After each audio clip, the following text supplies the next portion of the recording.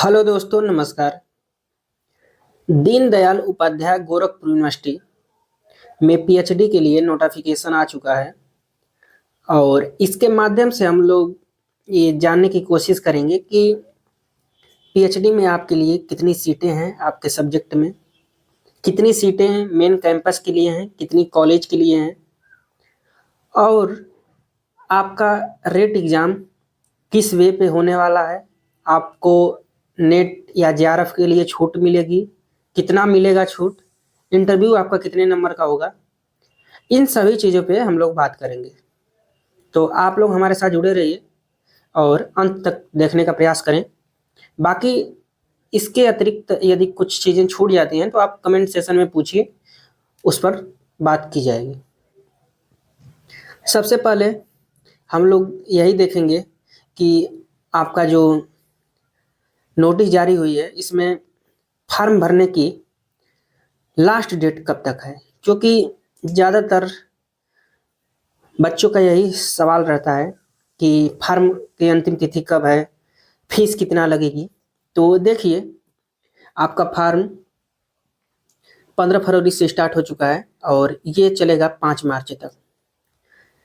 उम्मीद है कि फॉर्म की डेट फिर से बढ़ेगी, लेकिन आप लोग कोशिश करें कि इसके अंदर ही अपना फॉर्म सबमिट कर जाए। जो आपका लास्ट डेट रहेगी ऑनलाइन एप्लीकेशन फॉर्म को करेक्ट करने के लिए, वो है 10 मार्च। ठीक है, इसके बाद आपका एडमिट कार्ड आ जाएगा और आपका मार्च के अंत में पेपर होगा। ठीक है, और उसी में रिजल्ट भी जारी हो जाएगा। ऐसा रिजल्ट एक बार 2023 में भी देखने को मिला था। उसमें क्या हुआ था कि आप जैसे एग्जाम दे करके आए और अगले दिन पता चला कि आपको रिजल्ट आ गया, लेकिन उसमें कुछ एलिगेशन लगे थे कि पेपर लीक हुआ है या कुछ लड़कों के द्वारा लीक कराया गया है, या जैसे कुछ चीज़ें अफवाह में उड़ी थी, तो पेपर कैंसिल कर दिया गया था। उसके बाद फिर से पेपर 24 में हुआ था। तो खैर वो चीज़ें छोड़िए। बाकी गोरखपुर यूनिवर्सिटी में ये देखने को मिला है कि एग्ज़ाम के तुरंत बाद रिजल्ट जारी कर दिया था। तो ये आप मान के चलिए कि तुरंत बाद रिजल्ट आ जाएगा आपका। और फीस हम लोग देख लेते हैं कि फीस कितनी रहेगी। तो जनरल ओबीसी ईडब्ल्यूएस के लिए 1500 रुपये फीस रहने वाली है और एससी एसटी के लिए 1000 रुपये रहने वाली है। तो आप लोग ये अपने कैटेगरी के अनुसार देख सकते हैं। उसके बाद इसमें कुछ सीटें पार्ट टाइम पीएचडी के लिए है, कुछ रेगुलर हैं फुल टाइम, और कुछ कॉलेज के लिए हैं। तो यूनिवर्सिटी जो आपका सीट कैंपस के लिए है वो 495 सीट है, कॉलेज के लिए 640 है और पार्ट टाइम के लिए 38 है। और आप सब्जेक्ट वाइज अपनी सीटें देख सकते हैं कि किस में कितनी सीटें हैं। ठीक है, हमारे संपर्क में जो लोग हैं वो ज़्यादातर हिंदी के विद्यार्थी हैं। तो 16 नंबर पे हिंदी देखिए, इसमें 30 सीट जो है आपका यूनिवर्सिटी कैंपस के लिए है और 62 सीट जो है वो कॉलेजों के लिए है टोटल। और ये 4 सीट पार्ट टाइम है, टोटल 96 सीट है। तो आपके पास एक अच्छा खासा सीटों का ब्यौरा है और आप एडमिशन ले सकते हैं। बाकी इसका जो एग्ज़ाम पैटर्न है और जो भी सिलेबस है उसमें क्या होता है कि आपका 70 क्वेश्चन पूछा जाता है और सभी क्वेश्चन 1 नंबर के होते हैं। 35 क्वेश्चन आपका सब्जेक्ट से रहता है और 35 आपका रिसर्च से रहता है। तो यदि आप लगभग 50 के करीब क्वेश्चन करते हैं तो ज़्यादातर उम्मीद बनती है कि इंटरव्यू में अगर जनरल मार्किंग भी किया जाए तो आप एडमिशन ले पाएंगे। ठीक है, और इसमें एक बेनिफिट ये रहता है कि चाहे आप नेट हैं या जेआरएफ हैं या ओनली फॉर पीएचडी हैं, कुछ भी हैं, एमए हैं, सबको एग्ज़ाम देना है, सबको इंटरव्यू देना है। थोड़ा नेट और जेआरएफ वालों को वेटेज मिल जाता है।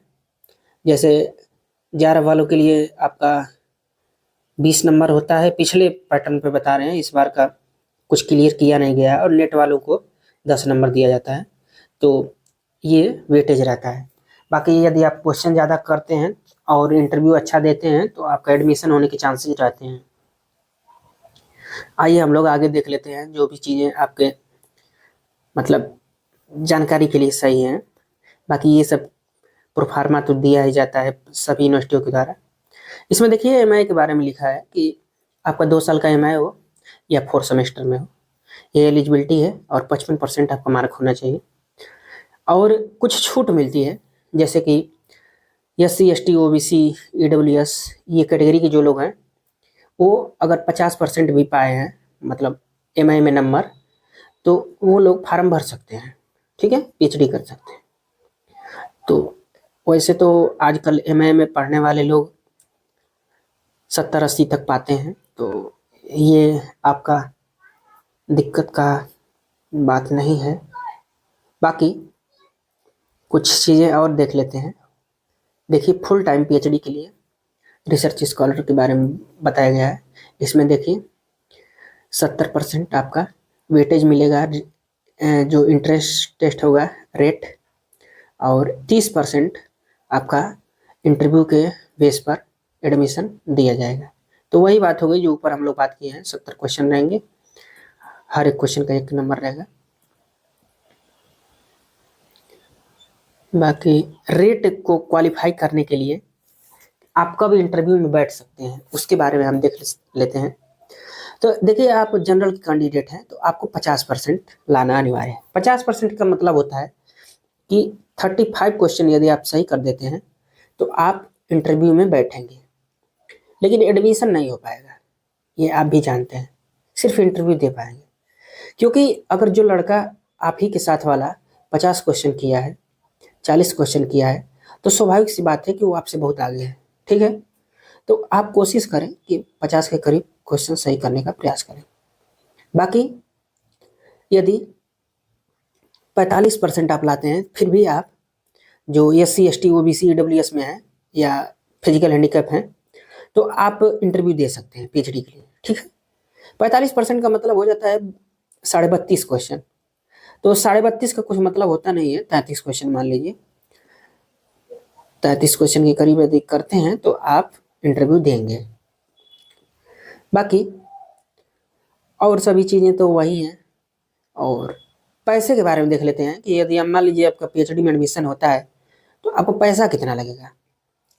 तो देखिए फुल टाइम PhD जो प्रैक्टिकल वाले सब्जेक्ट हैं उसमें आपका 13,000 रुपये है, और नॉन प्रैक्टिकल वाले यानी कि आप मान लीजिए हिंदी से कर रहे हैं, संस्कृत से कर रहे हैं, तो इसे नॉन प्रैक्टिकल वाले हैं तो ये मान लीजिए 12,500 रुपये, ये टोटल 13,000 पड़ जाता है। तो ये फर्स्ट सेमेस्टर में देना है, और सेकेंड सेमेस्टर में आपका 5,000 ये है, 6,000 ये है। तो ये चीज़ें देख लीजिए। बाकी जो पार्ट टाइम है उसमें 30,000 है, और सेमेस्टर वाइज 23,000 है। और भी अगर इस कैटेगरी में आप आते होंगे तो देख लीजिएगा, ठीक है। बाकी और चीज़ें तो हैं नहीं, खैर ये सब।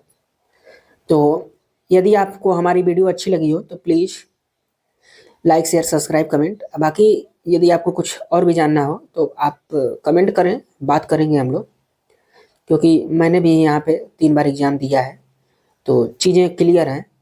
कोई भी दिक्कत परेशानी हो तो आप बताइए, हम आपको बताते हैं, ठीक है। नमस्कार।